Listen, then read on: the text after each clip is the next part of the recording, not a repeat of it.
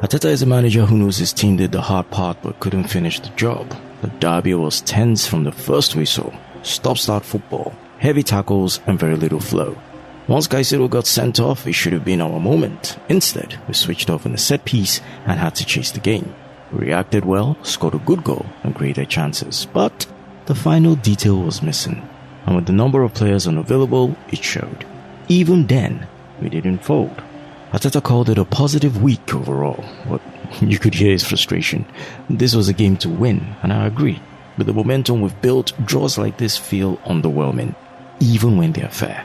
Now, this team has raised its standards. A point at Stamford Bridge with a patched backline shows how far we've come. Not the result I wanted, but grateful we didn't lose. For the noise around Chelsea versus Arsenal, the real subplot was the first dance between Hincapié and Mosquera. Two gifted defenders, both comfortable on the ball, both eager to prove they belong in the conversation when the big boys are unavailable. And yet, you could feel the nerves humming beneath the surface. This is the burden of a new partnership. You're learning each other under the brightest lights, not on a training pitch. At times, they looked composed, even brave. At other moments, the hesitation showed. One extra touch here, a rushed clearance there. Chelsea's press didn't help, but neither did the weight of expectation. Still, there's a lesson here. Arsenal are trying to build a squad that doesn't crumble when Plan A is unavailable. Pairings like this are part of the education. Hincapié and Mosquera aren't the finished article. But the club needs these experiments as the season stretches beyond 11 players.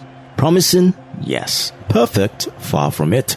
But every great defensive partnership starts with awkward introductions. The question is whether Arteta will give them enough minutes for this one to grow into something real. It's funny how the story shifts depending on the team. Arsenal protect the lead with 10 men at the Etihad. Cowardly, naive, weak mentality. Chelsea scrap a draw with 10 at the Bridge. Heroic, brave, statement performance.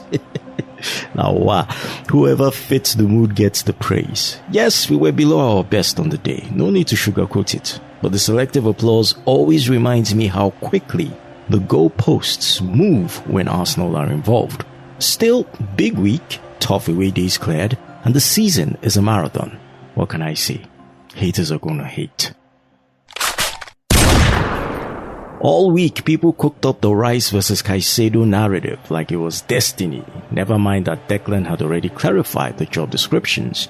Him being the box-to-box 8, Caicedo as the 6. But football loves a duel, even when the players are not exactly in the same lane. And then came the tackle.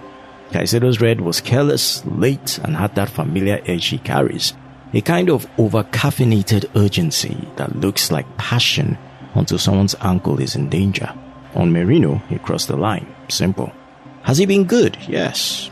A force when the game flows in front of him. Athletic, combative, tidy. But he's also been protected by interpretation. People call it intensity. People called it heart. Sometimes it really was. Other times it was the same brand of reckless energy we saw on Sunday, just camouflaged by better outcomes. You watch Rice and you see authority. You watch Caicedo and you see a player who wants to dominate but loses the plot too easily.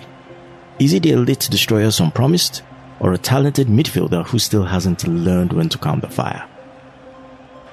Either way, Sunday didn't settle anything, except the fact that Caicedo owed everyone an apology long before the card came out. Jurriën Timber is a modern fullback who defends like a centre-half from the Highbury years, yet moves with the intelligence and ambition of today's inverted game. You watch him and you sense a player raised on competition, sharpened by brothers, steadied by discipline, and it shows in every duel. What really impresses me is how naturally he's grown into the chaos of Premier League football. Bigger, stronger, calmer, but never losing that street-born hunger that can be coached.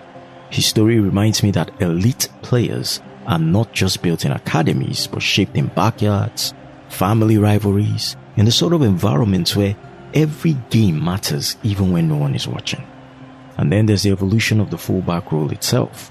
Timber is thriving in the blur between defender, midfielder, and creator. He's not just doing the job, he's redefining the job while keeping our defensive record decent. If anything, his humility is the final touch. As an Arsenal fan, I love that mindset. It's the kind of steel you build a title run on. And it's refreshing to see a player who understands that excellence is a habit. Timber is a breath of fresh air in our backline.